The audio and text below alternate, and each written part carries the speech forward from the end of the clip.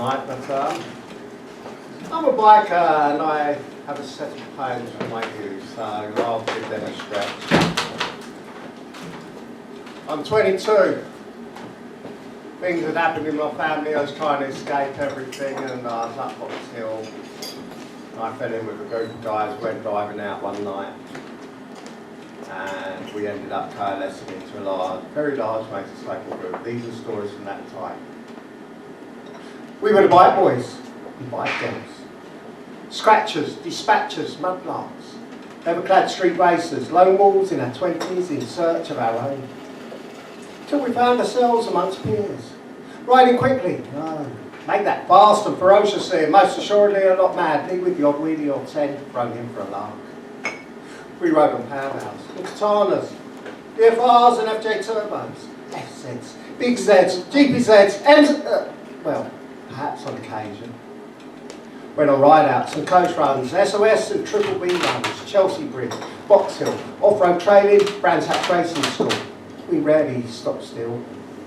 For we live for riding and drinking, weekending and partying, mate chasing and mating, and regularly repeating everything on this list. We were loose friends, we were best friends, we were brothers and sisters, cousins and neighbours, bikers to the core. We loved being the ones your parents would have warned you about.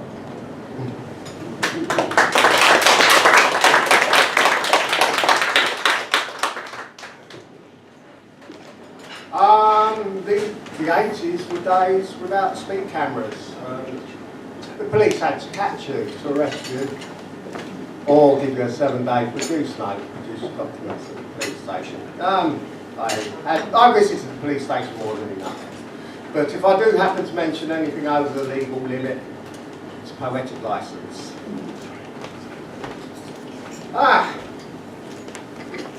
This period.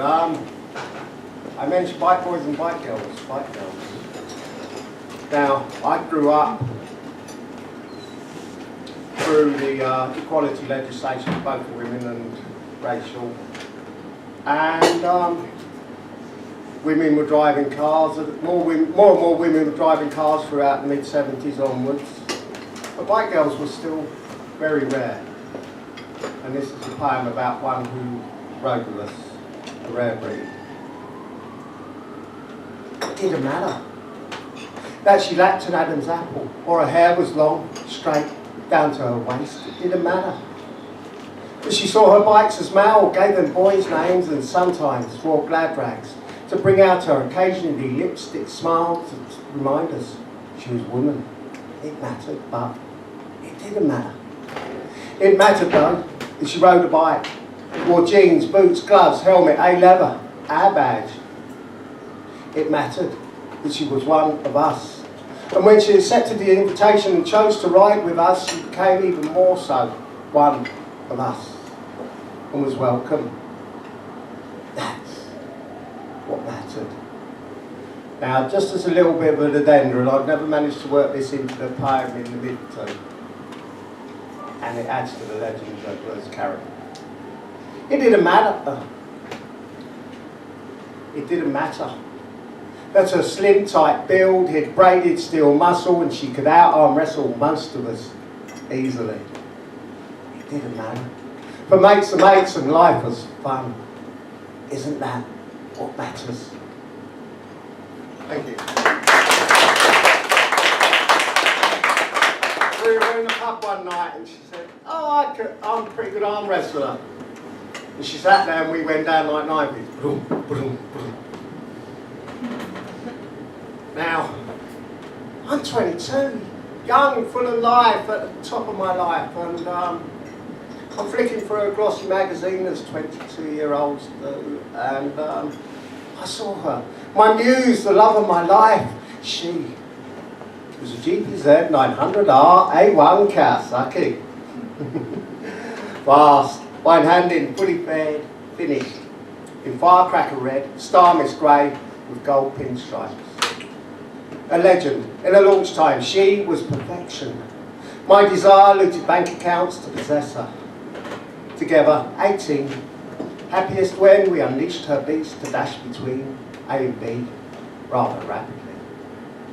She buffed my ego to gleaming. I always sported a big grin when riding her. She gave me the best 22 months that a biker could ever wish for. Then she was stolen. Bereft, I've never personified another motorcycle since. R.I.P. She.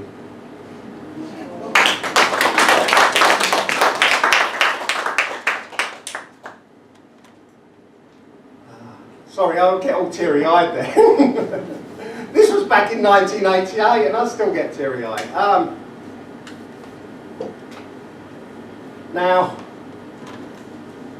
I've never been a handsome lad. I've never been... I'm an anti-lady magnet. They tend to avoid me most of the time. But I had this chi, and all of a sudden, people wanted to ride on the back of her. Girls wanted to know me, and it was really the motorcycle. It quite horrified me in a way, but I did end up going out with a few of them, and this is the story of one of them. This is Young Love.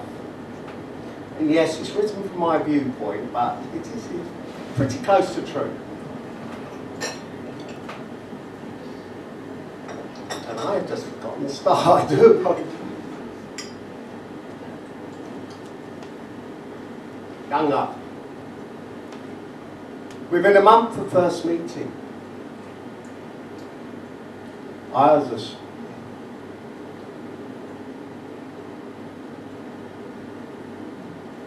I'm sorry, I'm really losing it. 1 second.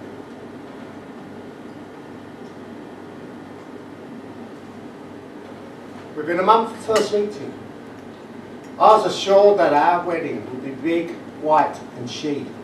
Would be attended by 5 bridesmaids. She'd already named our children, envisaging 5 little Andy and Jens bouncing in the back of an estate car on the way to our new house. Not a thought on how we could afford it. She told me all this at 5 a.m. as we petted goodnight after a fast night's blast, me squeezing her bum, she waggling it to be sure. Her leather-clad prints stayed hooked. Naturally, I wanted to be there squeezing her, but I also wanted to get away fast before she had the chance to announce her upcoming 5-week anniversary and how we would celebrate it. There is no happy ending. There may well have been had her dreams been ever so slightly more realistic.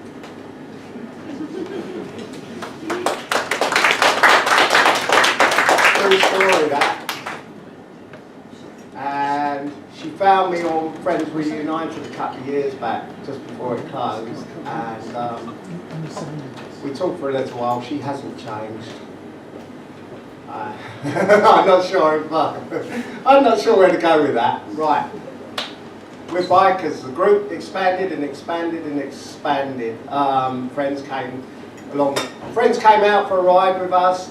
If we liked them, they didn't scare us. And it was pretty hard to scare us because most of us were doing regularly close to twice the speed limit. They rode with us again. We invited them again. And we lived for the weekends, Vauxhall. But one of the big nights was Chelsea Bridge. I'm going to take you on a 100-mile round trip and finish this little set. Friday night, near Dorking. 10:30, pub closing, weather cooling. We just warming up. Our engines ready to hit the darkness and brighten it with headlights. Aiming for London, past Wider Bypass, past Leatherhead, across the motorway towards Esher to join the A3, making for the streetlights with Hook, then Tolworth, regrouping at the bowling alley, then on through Wandsworth to the roundabout. And round the roundabout. Round and round and round and round and round and roundabout. Till it got busy.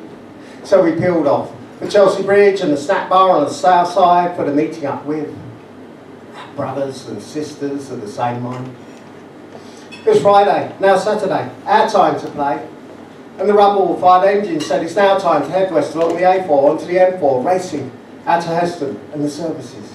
It's crazy how fast we got there, as if we didn't care, but we did care, just wanted to get there faster than anybody else could. And in the car park, performing donuts and other hijinks for onlookers and the stairs, It was crazy what we dared to do there. Because we didn't care, but we did care. Just dared to be madder than the last ones until the police in patrol cars put a damper on the fun time and alarm time to start up our bikes, move out, return to the bridge, another mad dash and head back by the roundabout. And yeah, we guessed it. Ran the roundabout. Ran, until we got dizzy. Until we were young.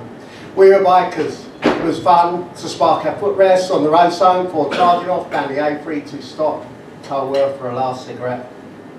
Good night, said. 4 a.m. It's dawning. We split up, went our own ways, homewards, to bed. Thank you very much.